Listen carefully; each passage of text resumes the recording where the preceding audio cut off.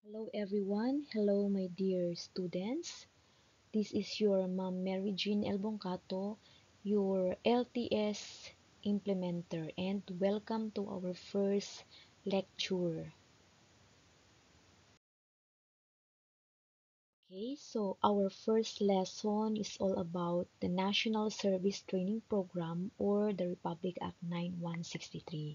So ito ang pinakaunang tatalakayin ko sa inyo kung ano ba itong tinatawag nating NSTP, and of course, bakit ba ninyo kailangang pag-aralan itong NSTP na ito. Okay, so I hope ay makikinig kayo, tatapusin ninyo ang video na ito, and ipagpaumanhin na rin ninyo yung aking boses, no? Kasi na-record ko ito, and actually, mga nasa na tayo, hating gabi na, but just like what I have said to you during our previous meetings na kailangan nating mag-strategize since hindi natin kayang mag-discuss or magkaroon ng lecture during our Saturday session since very hindi komportable para sa atin yung bleacher na space ninyo for learning. Okay, so I hope tatapusin ninyo ang video na to, and I'm also hoping na meron kayong matututunan from this lecture. Okay, so let's begin. Okay, so for this topic, our first discussion will begin dun sa Filipino youth. Kayo yun, okay? So the Filipino youth are considered the most valuable resource of the country. And of course, you are the hope of our nation and the partner of our government in nation building. Mga kabataang Pilipino, kayo yun. Okay? So, sabi rito, kayo raw yung pinakamahalagang resource ng ating bansa. Bakit? Kasi nga, sa inyo nakasalalay ang future ng ating bayan. For example, ngayon, um, ang mga kabataan ngayon, they are working for their future, and of course kung ano man yung magiging future ninyo, nakadepende rin doon ang ating ang kinabukasan ng ating bayan. So for example, kayo as teachers, so you are learning, nag-aaral kayo ngayon in order for you to become future teachers na magiging tagapagturo ng mga kabataan in the future. And gaya rin ng ibang mga kabataan na meron ding iba't ibang propesyon na tinatahak sa buhay, yung mga propesyon na pinag-aaralan nila ngayon, magiging katuwang o magiging mahalagang ambag sa ating lipunan. No? Yung mga aspiring doctors natin, aspiring police officers, aspiring military personnel, mga future teachers. Okay, so lahat ng yan, kayo, yung pinaghirapan ninyo ngayon, yung pinag-aaralan ninyo ngayon, mapapakinabangan niya ng ating bayan dahil kayo ang susunod na henerasyon na mag-handle ng ating bayan. Okay? So, kaya sinabing kayo yung pinakamahalagang resource ng ating bansa. What else? You are also the hope of our nation. Siyempre naman, sabi nga, ang kabataan ng pag-asa ng bayan. So, inuulit ko, ano man ang propesyon ninyo, ano man ang mga pinaghihirapan ninyo ngayon, lahat ng yan ay mapapakinabangan ng ating bayan. Magiging pag-asa kayo ng ating bayan. What else? A partner of the government in nation building. Okay, so imagine ninyo kapag wala ng mga kabataan ngayon ang nag-aaral. So, what if all the Filipino youth at present ay hindi nag-aaral? And then, sa susunod na generation, mawawala na yung mga, for example, itong generation na to. And then, sa susunod, syempre, tatanda na yung mga yan, yung mga ano ngayon, yung mga nag-ooperate sa ating government, yung mga may iba't ibang professions, for example, sa medicine, sa law, sa military, okay, sa education. Pag tumanda lahat ng yan, then wala nang susunod na generation na papalit sa mga mga generation ngayon, walang magiging kinabukasan ng ating bayan. Ano? Okay, so ganun kahalaga ang mga Filipino youth. Ganun kayo kahalaga. Magiging katuwang kayo ng ating gobyerno sa pagpapanatili o sa muling pagbangon o hindi kaya ay pagbubuo ng isang bayan at pagpapatuloy kung ano man ang mga nasimulan ng ating mga ninuno.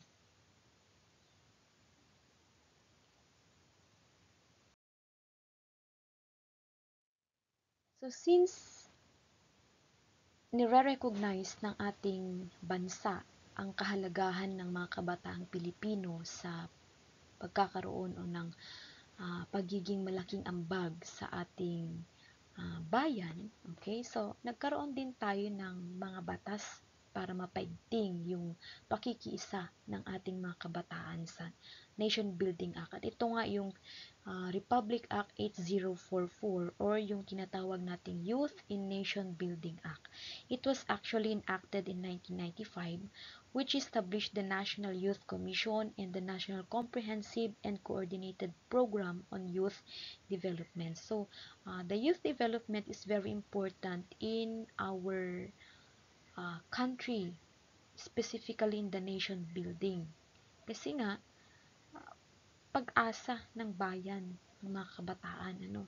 So, kung wala itong mga programa na ito, hindi matutulungan ng ating mga kabataan, hindi kayo matutulungan para magkaroon or ma-develop yung may skills, yung mga knowledge ninyo into, in order for you to become Filipino youth na makakatulong talaga sa ating bayan. Ano? So, meron tayong mga National Youth Commission, National Comprehensive and Coordinated Program on Youth Development. And kahit nga sa mga barangay natin so may mga programa ang ating lipunan, may mga programa ang ating pamahalaan para sa mga kabataan. So, maybe ilan sa inyo, okay, or kayo, of course, nag-experience din ninyo or meron tayong palagi ang mga programs na sinasalihan, okay, so para sa training or development natin, holistic development as Filipino youths,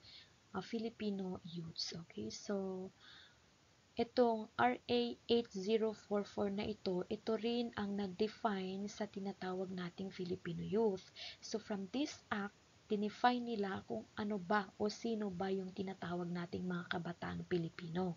And sabi rito, yung mga nasa edad na 15 hanggang 30 years old, sila yung mga tinatawag nating Filipino youth. Okay? So, wag nyo namang iitsapwera yung mga may edad na 25 pataas, ganun, hanggang sa 30 years old, baka porke 30 years old, ganun, hindi nyo na i-consider na na kabataang Pilipino, kasi baka sabihin nyo, may mga pamilya na, ganun, malapit nang lumagpas sa kalendaryo, ganun, hindi. They are still considered Filipino youth under the Republic Act 8044. Okay, so Filipino youth from ages 15 to 30. Okay, so always remember this Youth in Nation Building Act, the RA 8044. Dito na tayo sa NSTP. Okay, so ano nga ba kasi itong NSTP na ito? Actually, ang daming mga issues regarding NSTP, lalo na ngayon na yung isinusulong ng ating pamahalaan na mandatory ROTC. So, kung lagi kayo sa social media o lagi kayong nagbabasa ng mga balita or articles sa online online world natin, makakakita kayo ng mga divided opinions about the mandatory ROTC or kahit nga mismo sa NSTP. So, itong NSTP kasi, hindi lang ito basta ginawa dahil gusto ng isang tao. Okay? Nabuo itong NSTP na ito for the Filipino youth. Okay? So, itong NSTP or tinatawag nating National Service Training Program or it is also known as an act establishing the National Service Training Program for tertiary level students. Okay, so ang NSTP ay para sa mga nasa tertiary or kayo mga college students. Okay, so this act amending for the purpose of Republic Act number 7077 and Presidential Decree number 1706 and for other purposes, or the Republic Act number 9163. It was signed into law in January 23, 2002 amidst the various calls of dissenting sectors for its abolition or reform. So tignan niyo doon pa lang sa pagsisimula ng pagbuo itong tinatawag nating NSTP, ang dami ng mga concerns or issues na gustong wag itong ituloy or um, wag nang gawin. Pero pansinin natin, okay, so this program is based on a batas which is yung Republic Act song daming. Republic Act 9163 and it was actually signed into law in January 23, 2002. So itinuloy pa rin at hanggang ngayon ito nga yung ating uh, itinuturo na ine-enroll ninyo for Saturday sessions. Okay? And for freshman students. NSTP invoke the constitutional provision regarding the duty of the state to serve and protect its citizens, specifically Article 2, Section 2. Okay, so itong NSTP na ito, hinugot mula doon sa constitutional provision ng ating pamahalaan, no, na nagsasabing duty of the state to serve and protect its citizens. Okay, so tungkulin ng ating pamahalaan na pagsilbihan at pangalaga ng ating mga citizens. Pero syempre, kinakailangan din natin ng mga katuwang para maisagawa itong pagsisilbi o hindi kaya ipagprotekta sa mga mamamayang Pilipino. Okay, so this is specifically from Article 2, Section 2. Okay, so ano yung sinasabi ng Article 2? Itong Article na 2 na ito yung Declaration of Principles and State Policies. Okay? So, under Section 2, ang sabi rito, the prime duty of the government is to serve and protect the people. The government may call upon the people to defend the state and in fulfillment thereof, all citizens may be required under conditions provided by law to render personal military or civil service. So, pansinin ninyo dito sa Section 2. Sabi rito, pangalawang line, the government may call upon the people to defend the state.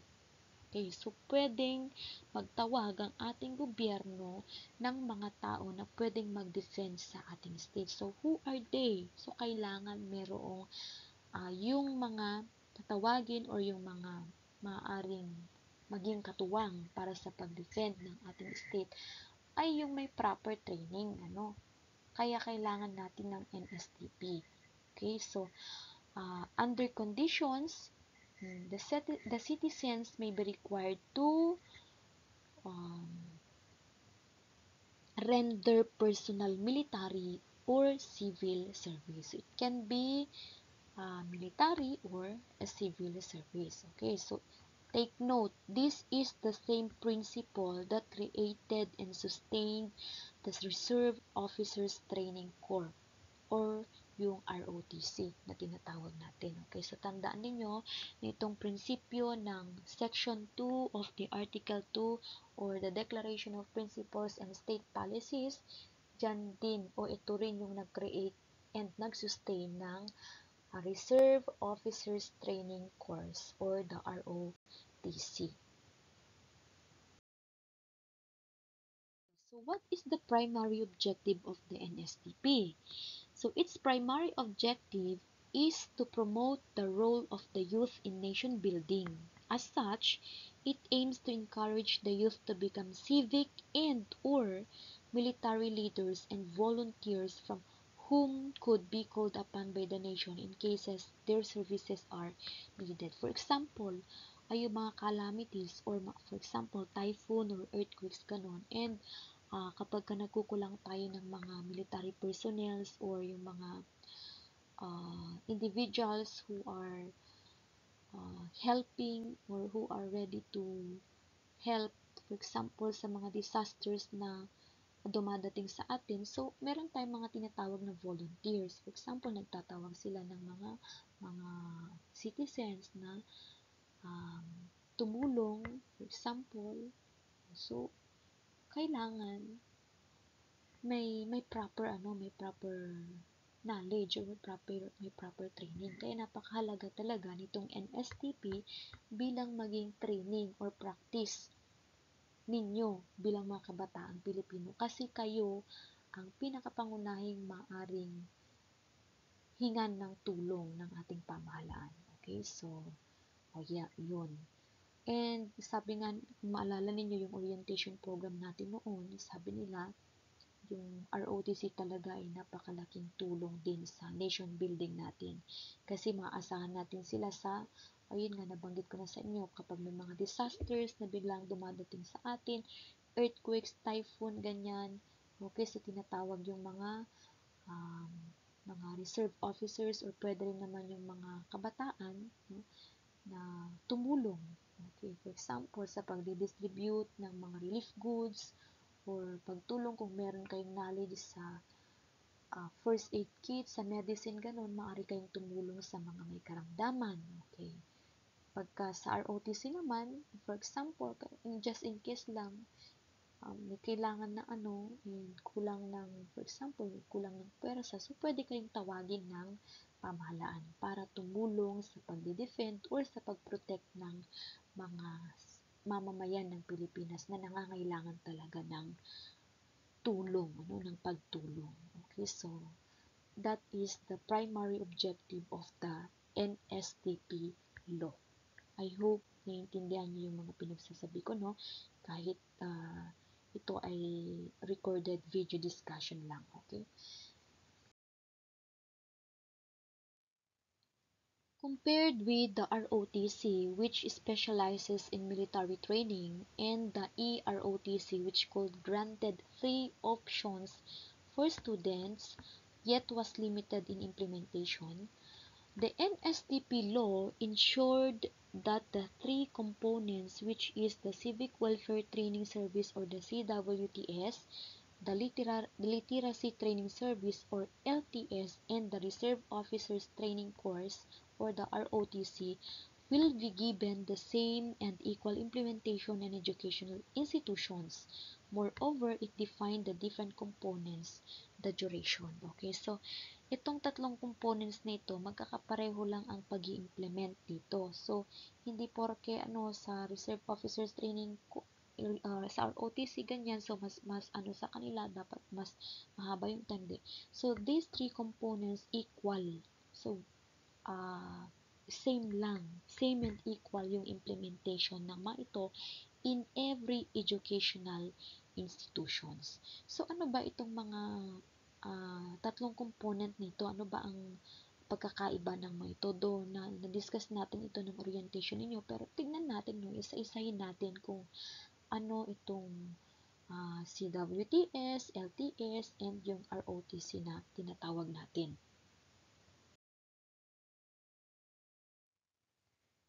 Before discussing the three components of NSTP, so we need to know kung ano yung legal basis ng NSTP. Ano ba yung pinaka-basis natin? So, hindi pwedeng questionin o hindi pwedeng hindi i-implement itong NSTP na to because this is already a law. And ang legal basis nito is the Republic Act 9163 or also known as the National Service Training Program NSTP Act of 2001. So, kinakailangan talagang i-implement itong law na ito, itong NSTP law. Okay, so, this Act of 2001, this is an act establishing the National Service Training Program for tertiary level students. Kayo, mga college students. So, amending the Purpose Republic Act of 7077 and the Presidential Decree 1708 and for other purposes. So, again, it was enacted on January 23, 2002 as the date of approval and signature of President Gloria Macapagal Arroyo to amend the expanded ROTC. So, tandaan ninyo na itong NSTP na ito, it was enacted or it was signed on January 23, 2002 under the administration of the former President Gloria Macapagal Arroyo. So, the NSTP, this program aimed to enhance civic consciousness and defense preparedness in the youth by developing the ethics of service and patriotism while undergoing training in any of its three program components, specifically designed to enhance the youth's active contribution to the general welfare. Okay, so always remember that. So, ang ini-aim talaga ng NSTP is to enhance the civic consciousness and defense preparedness in the youth. Okay, so, yun nga, nabanggit ko sa inyo may examples for halimbawa, pag may mga disasters, gano'n. So, pwede kayong tumulong ng mga youth kasi hindi naman natin pwedeng asahan yung mga older people. For example, yung mga seniors, gano'n. Okay, so tayo talaga, ng kabataan talaga magiging katuwang ng ating pamahalaan. Okay, so for the general welfare. Is the guiding principle in establishing the NSTP. Inuulit ko, what is the guiding principle in establishing the NSTP? Under Section 2 of Republic Act 9163, it affirmed that the prime duty of the government, it is the prime duty of the government to serve and protect its citizens. In turn, it shall be the responsibility of the citizens to defend the security of the state, and in fulfillment thereof, the government may require its citizens to render personal, military, or civil service. So, parang naulit lang, no? Okay, so, parang pagtutulungan talaga, unity. So, poprotektahan ng state ang mga tao and at the same time, kailangan ding merong ambag ang mga mamamayan para sa protection din ng ating state. Okay? So, that is the guiding principle kung bakit nila in-establish ang NSTP.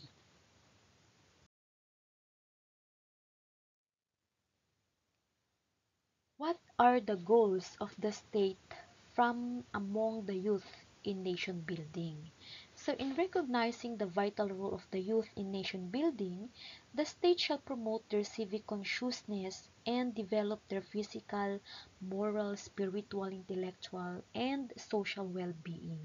So, it shall inculcate in the youth patriotism and advance their involvement in public and civic affairs. So, let's take note about the word patriotism.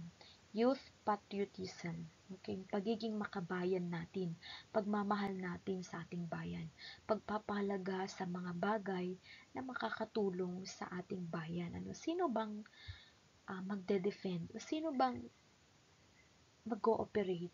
Or sino ba ang magiging katuwang? Or sino bang magsisilbi para sa ating bayan kung hindi tayo na mamamayan ng Pilipinas? Hindi naman pwedeng pangalagaan ng mga Chinese or ng mga other foreign ang ating bansa. Bansa natin ito, pangalagaan natin, makiisa tayo, and of course, i-defend natin from all the external factors who are trying to maybe destroy or who are trying to sakupin muli ang ating bayan. Okay, so these are the goals of our state among the youth. So, inuulit ko, malaking bagay talaga ang magagawa ninyo bilang mga kabataan sa nation building. Okay? So, to promote civic consciousness, to develop your physical development, your moral, your spiritual, intellectual, and social being. Paano ba nakakatulong ang NSTP sa pag-promote o pag-develop ng ating physical aspect? Okay, so for example, sa ROTC sana, so it involves their physical strength. For example, kapag training ganun, so kailangan talagang mayroong physical development dyan. Okay, so pag moral development naman, what is morality? So it is the practice of ethics or the practice of um, doing what is right and avoiding what is wrong. Ganon. Spiritual, intellectual, and social being. Okay, so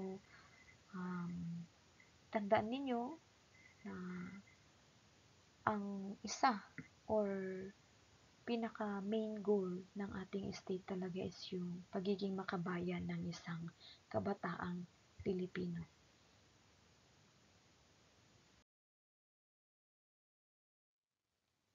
Another question is, what should the state do to pursue the aforementioned goals? So, ano ang kailangan gawin ng ating pamahalaan, ng ating state para matamo yung mga nabanggit na goals kanina, no? Okay, so sabi rito, the youth shall be motivated, trained, organized, and mobilized in the military training, literacy, civic welfare, and other similar endeavors in the service of the nation. Okay, so you should be or you must be motivated, trained, organized, and mobilized. Okay. So, dahil hindi nyo pinili ang military training, ganon. So, at least, kinakailangan, you shall be motivated when it comes to serving our nation. Okay, so, you must be trained and organized para talagang magagawa ninyong makapagbigay ng ambag para sa ating bayan. Okay, so again, what is the National Service Training Program all about, or the NSTP?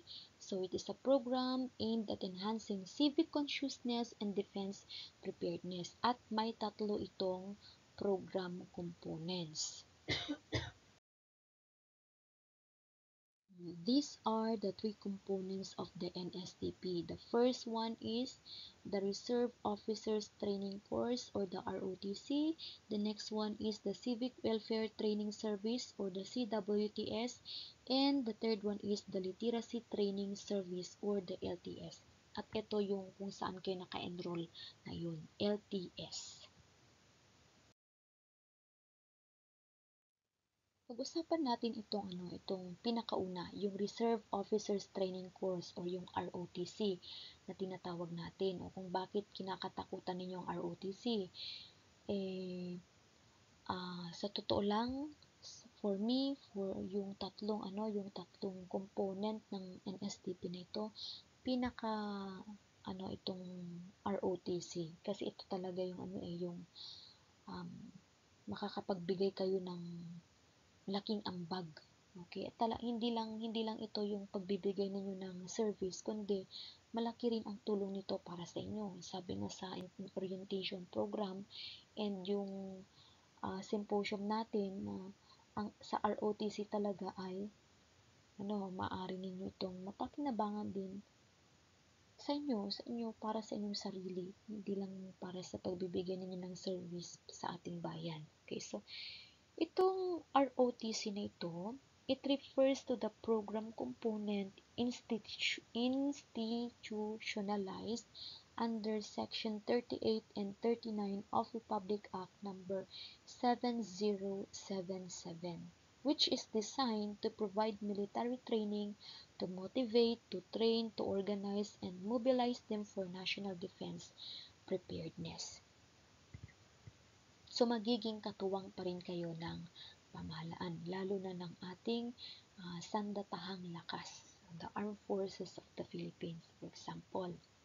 So, anong ginagawa dito sa ROTC? Siyempre, the ROTC provides military training in order to motivate the Filipino youth, to train them, to organize them, and of course, para mapakinabangan for national defense preparedness. Pero hindi naman nangangahulugan na pag nag-ROTC ka o pag reserve officer ka na, lagi kang isasabak sa gyera. Hindi. O, from the word reserve nga reserve. Okay, so kapag talagang kailangan at talagang nagkukulang na, for example, may biglaang na hindi naman sana mangyari, magkaroon ng digmaan, for example, and then nagkukulang na, that's the time na pwede kayong tawagin para tumulong. Pero usually, ang ginagawa ng mga ROTC ay sa sa mga community programs, for example, sa mga disasters na nangyayari, tumutulong sila, o sa mga youth building or youth development, for example, tree planting, or pakikipag-participate sa mga activities na nangangailangan din ng tulong from the ROTC. Okay, so yan, in general, yung tinatawag nating ROTC. Kung gusto nyo pang malaman kung ano ba talaga itong ROTC na tinatawag natin, o baka gusto nyo pang lumipat sa kabila, lumipat sa ROTC para malaman, matutunan talaga ninyo itong ROTC na ito. The second component of NSTP is the CWTS, or the Civic Welfare Training Service. So it refers to the program component or activities contributory to the general welfare and the betterment of life for the members of the community, or the enhancements of its facilities, especially those devoted to improving health, education, environment, entrepreneurship, safety, recreation, and moral of the citizenry, and other social welfare services. So kung kanina yung ROTC ay para sa sa defense, okay? Military forces or defense, ganun, para ipagtanggol ang ating bayan. Ito namang Civic Welfare Training Service or CWTS, ang focus naman inito ay sa pagtulong sa improving health, okay, yung education, yung pagbibigay ninyo ng mga seminars, pangangalaga sa ating kalikasan, sa ating environment, okay, pagtulong sa mga taong kabilang sa isang community, for example, kung paano magkaroon ng hanap buhay o pagkakakitaan sa pamamagitan ng entrepreneurship, pag-demonstrate, for example, kung paano mo, for example, gumawa ng mga products na pwedeng ibenta ng mga taong kabilang sa isang community. Okay, so under yan ng Civic Welfare Training Service. What else? Safety, recreation, and moral of the citizenry, and other social welfare services. So, hindi ibig sabihin na pag CWTS, dalus-dalus lang, linis-linis lang sa kanal, linis-linis lang sa kalsada, ganyan. Hindi, very rin ito, very holistic din actually ang CWTS. So, pwede kayong tumulong sa health, improving health, o sa ating environment, sa safety natin, sa education, by providing knowledge and of course skills din. Okay, so in general, that is the Civic Welfare Training Service. The third component and the last component of NSTP is the LTS, or the Literacy Training Service. Ito yung in-enroll ninyo. Pag sinabing literacy, o yung kakayahan yan, kasanayan sa isang specific na bagay. For example, reading, literacy, or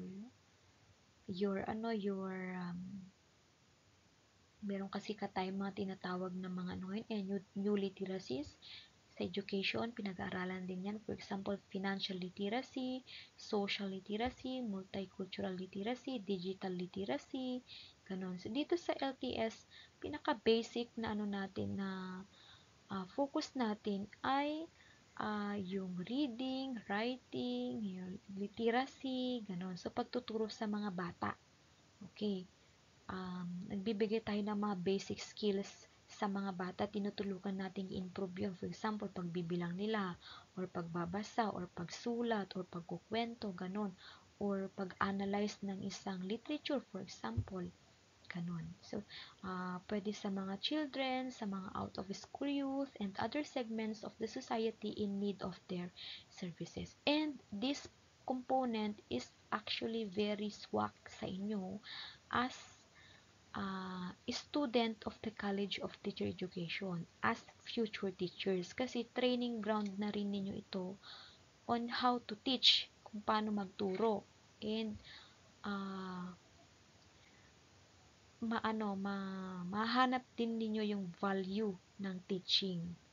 Lalo na kapag sa atin ay magkakaroon tayo ng mga outreach programs or mga extension programs wherein pupunta tayo sa mga community to teach children or out of school youths regarding basic literacy. So makakamit tayo ng so hopefully mailakad natin yung outreach program na yan para naman ma-experience ninyo kung paano magturo, and hindi lang sa inside the classroom, pati na rin sa community. Okay, so that is the literacy training service all about. Another question, who are covered by NSTP law?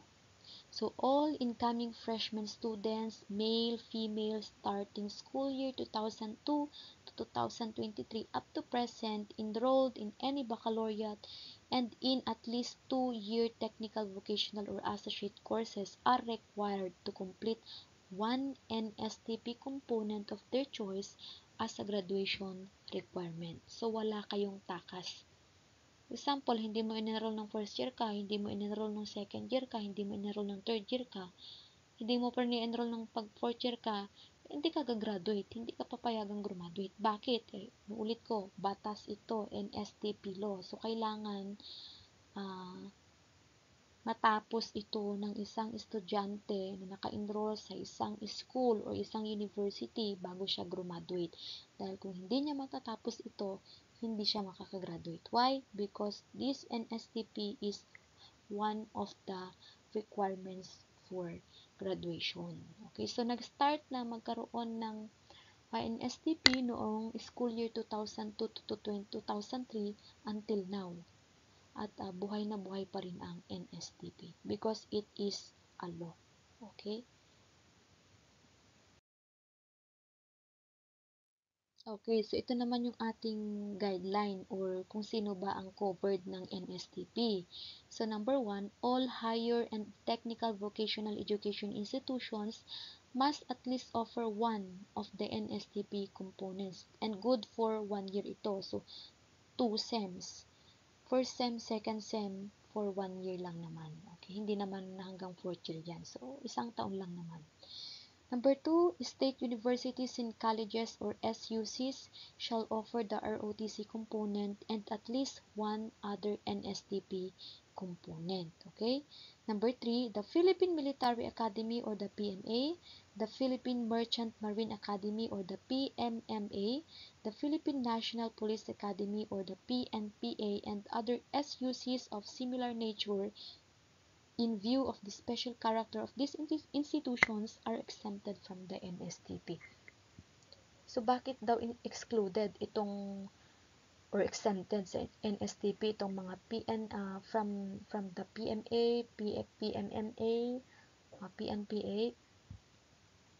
So, syempre, ang nature naman kasi ng course nila is sa military na, so bakit pa sila mag-NSTP, bakit pa sila mag-ROTC, for example, naka-direct na sila. Direct na sila sa, yung profession talaga nila is one of the main goal ng ating state, which is to, for example, sa Philippine Military PMA, PMMA, PNPA, yung mga yan, para sa pagdepensa naman talaga at pangangalaga ng kapayapaan ng ating bansa. So, hindi na nila kailangan yan kasi nakadirect na sila sa kanilang mga courses, sa kanilang institution. Okay, so I hope these three are clear sa inyo. Okay?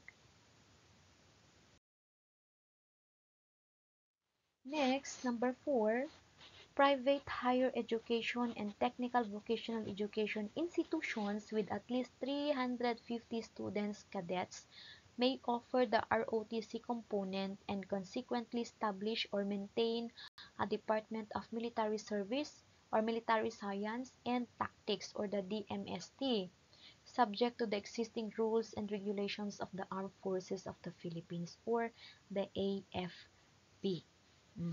Okay?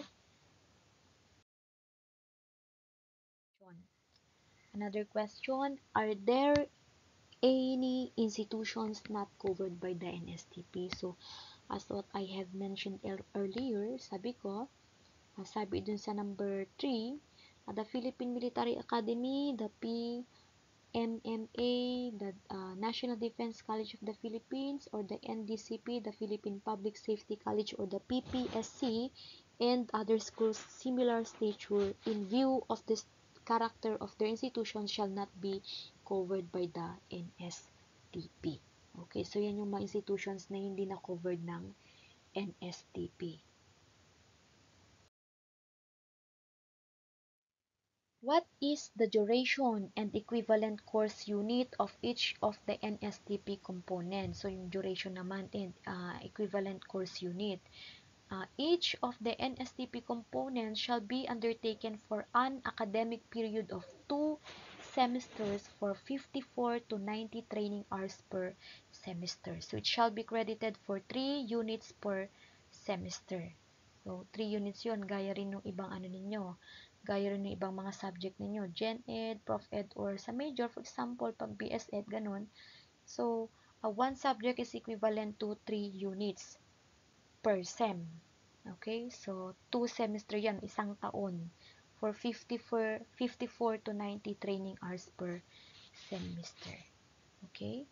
So, yan yung duration and equivalent course unit ng NSTP component.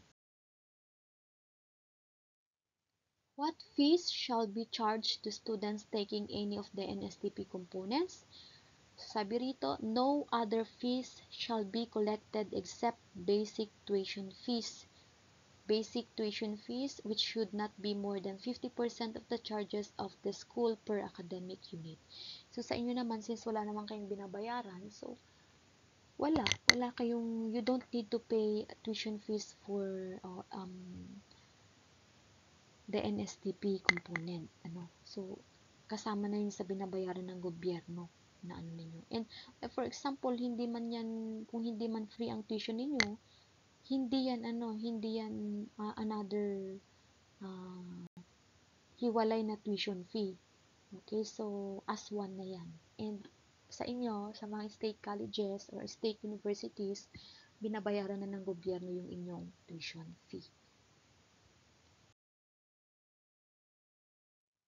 Okay, so isingit din natin dito, who are covered by the suspension of the ROTC requirement? The completion of ROTC training as a requisite for graduation is set aside for students who have completed all their academic requirements for the respective courses as certified by the school on or before the effectivity of the NSTP Act of 2001, which is March 23, 2002. The concerned students may apply for graduation in the respective school. So, nung before the implementation of ROTC. So, hindi sila noon. So, syempre, pa lang naman, hindi pa na-implement talaga ang ROTC. So, syempre, pwede pa rin silang makagraduate kahit hindi nila na-take yung ROTC noon. Pero ngayon, since it was already implemented by our government, so it is already a requirement for you to graduate.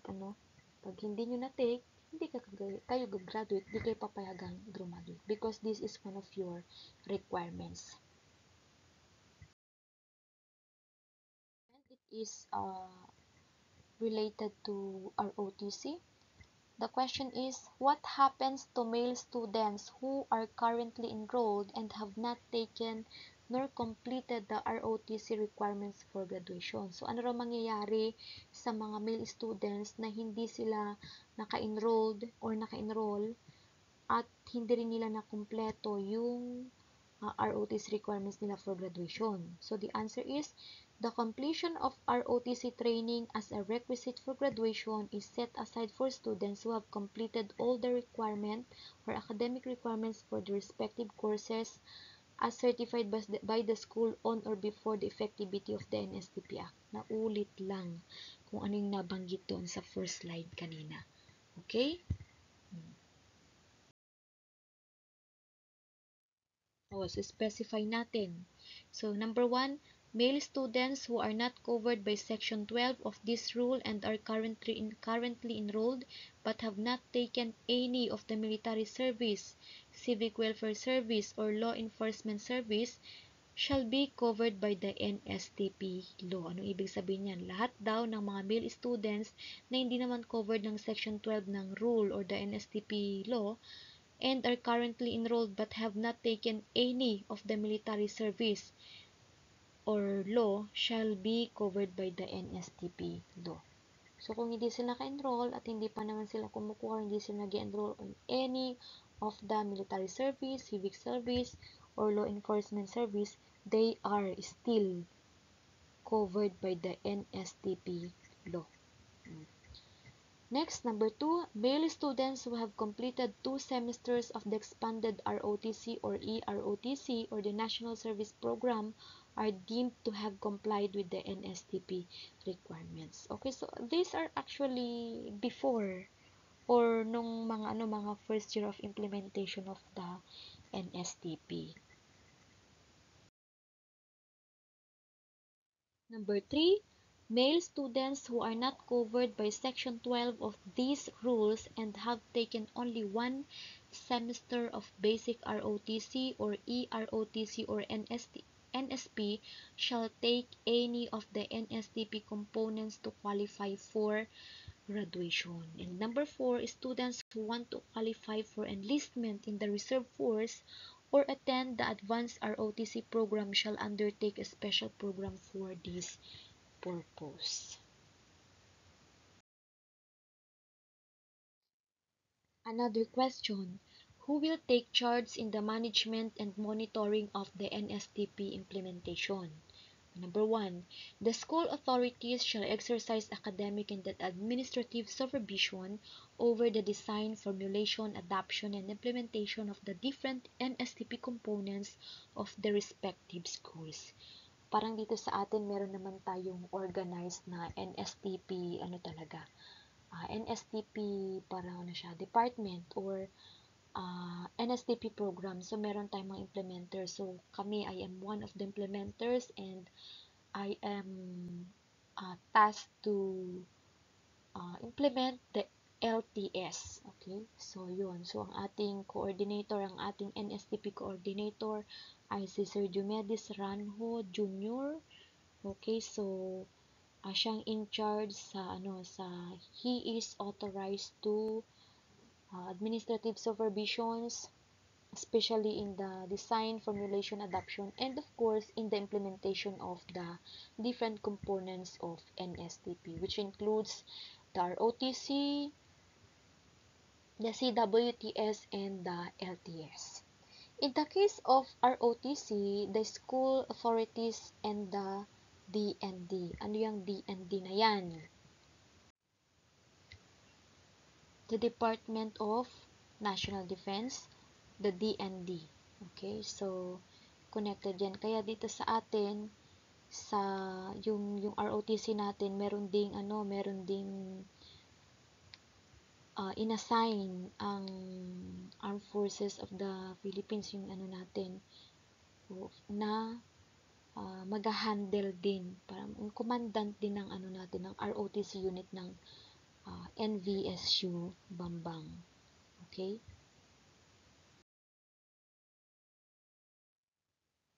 Another question, what is the National Service Reserve Course? Okay, or the NSRC? Ito namang NSRC na ito ay nalikha under the Section 11 of the Republic Act 9163 pa rin, or the NSTP Act of 2001. So, it is composed of graduates of the non-ROTC components, yung CWTS and LTS. Okay? So, members of this course may be tapped by the state for literacy and civic welfare activities through the joint efforts of the DND, the CHED, and the TESDA.